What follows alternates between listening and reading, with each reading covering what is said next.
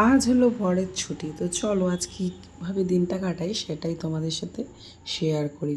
ঘুম থেকে উঠেই ফ্রেশ হয়ে নিয়েছি, তারপরেই শুনছি হচ্ছে ঠাকুরের গান।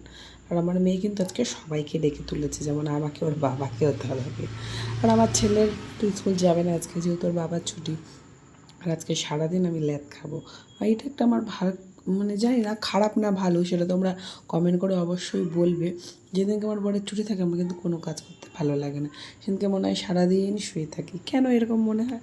তোমাদেরও কি এরকম মনে হয়? তাহলে সেটা কমেন্ট করে অবশ্যই বলো। তো এখন চান টান করে তারপরে গেছিলাম হচ্ছে ইসেতে গেছিলাম। কোথায় গেছিলাম বলো তো? স্ট্যাটাসটা চেক করতে। মনটাই খারাপ হয়ে গেল রিজেক্ট দেখিয়ে। ভাল লাগে না। তোমাদের দাদাভাই বাজার থেকে এনে মাংসটা ধুয়ে রেখেছিলো, আমি মন খারাপে নিয়েই রান্নাটা বসালাম। জানি না মন খারাপ নিয়ে রান্নাটা বসাচ্ছি, আদৌ মাংস রান্নাটা কেমন হবে। মন ভালো না থাকলে না রান্নাও নাকি শুনেছি ভালো হয় না। তো দেখি রান্নাটা কেমন হয়। এসে আগে ঝটাপট করে উচ্ছে ভাজা বসিয়ে নিয়েছি, চা বসিয়ে নিয়েছি। সকালে টিফিনও খাইনি, আমরা একটুখানি পাউরুটি সেঁকে খেয়ে নিলাম। তাড়াহুড়ো করে মাংস বসালাম। তো যত তাড়াহুড়ো করে রান্না করা যায় আজকে তত তাড়াহুড়ো করেই রান্না করবো। তার কারণ হচ্ছে ছেলের পেয়ে গেছে হচ্ছে খিদা। আর আমাদের দাদাভাই যেহেতু মাংসটা ধুয়ে ম্যারিনেট করে রেখেছিলো, কেন মাংস রান্না করতে কিন্তু আজকে বেশি সময় একদমই লাগবে না। লোক তো রবিবারে মাংস খায়, আর আমরা আমার বরের ছুটির দিনে মাংস খাই। তো রোববারে না আমাদের এখানে মাংসের দোকানে প্রচুর ভিড় হয়, ওই জন্য রোববার আনাও হয় না আর খাওয়াও হয় না। তো তারপরে খেয়ে দিয়ে তড়িঘড়ি করে বেরাচ্ছি, রেশন ধরতে যাচ্ছি। তো রেশন তো ধরতেই হবে, মাসে একবার রেশন তো ধরতে আমি যাই শ্বশুরবাড়ি। শ্বশুরবাড়িতে আমি সপ্তাহে সপ্তাহে যাই, তাও চলে গেলাম অন্য দিনের মতো আজকেও শ্বশুরবাড়ি। এসে তো চা টা খেলাম, আন্টি পড়াতে আসলো, তারপরেই পড়েছে মেয়ে এখন ঘুমিয়ে। আর এখন বাজে হচ্ছে কটা, চলো তোমাদেরকে দেখাই। আর এই জায়গাটা আমি যত বাড়ি পরিষ্কার করি তত বাড়ি এলোমেলো হয়ে যায়। সবার বাড়িতে মনে হয় এলোমেলো এরকম একটা জায়গা থাকে, আমার বাড়িতে তো আছেই।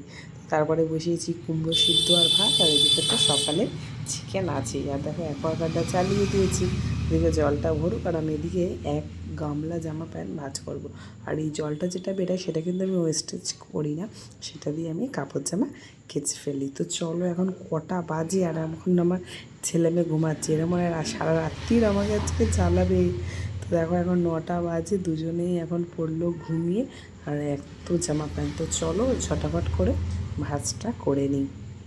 পরিস্থিতি মানুষের কখন কী আসে কেউ বলতে পারে না। তো দেখো আমার বর গেছে আজকে অনেক বছর পর ক্যাটারিং।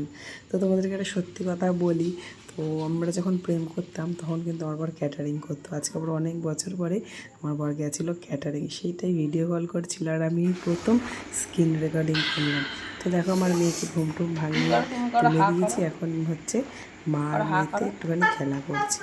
তো চলো আজকের মতো ভিডিওটা এখানেই শেষ করছি। সবাই খুব ভালো থাকবে, সুস্থ থাকবে। আর আমি হাঁ করছি না, ও আমার সাথে হাঁ করছে, সেটা তোমাদেরকে দেখাতে পারলাম না, অন্য একদিন এখানে দেখাবো। তো চলো আজকের মতো ভিডিওটা শেষ করলাম। যদি তোমাদের ভিডিওটা ভালো লেগে থাকে একটা like comment share. Tata bye.